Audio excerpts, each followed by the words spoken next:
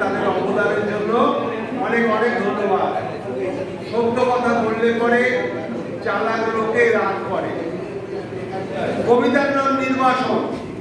যা কষ্ট দেখেছ, যা সত্য বলেছ, আলোড়ন শুধু আলোড়ন, একটা সশব্দ বিস্ফোরণ। তাহলে তুমি নির্বাসনে যাও কবি, ভোগ একাকিত্বে, পুরো সত্যের আগুনে।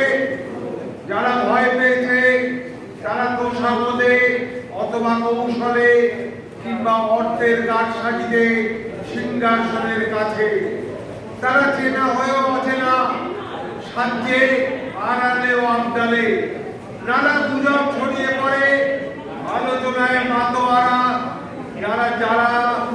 তারা জানে তাদের মধ্যে এই নকল সিংহাসনের ভেতরে ভেতরে ধূল পোকাদের বাস। তাই তারা ভয় পেয়েছে, তাই তারা লেগে গিয়েছে। কবিকে দিয়েছে নির্বাসন। সত্য দশটার নেই কোনো প্রয়োজন।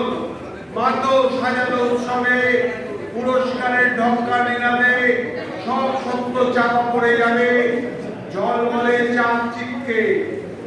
মিথ্যা তখন উজ্জ্বল উদ্ভাস, তবু তুমি বদলাবে না নিজেকে। যা কষ্ট দেখেছ, যা সত্য বলেছ, স্থির থাকবে নিজের বিশ্বাসে।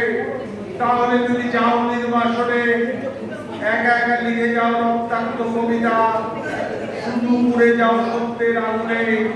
একা একা লিখে যাও রক্তাক্ত কবিতা, শুধু পুড়ে যাও সত্যের আগুনে।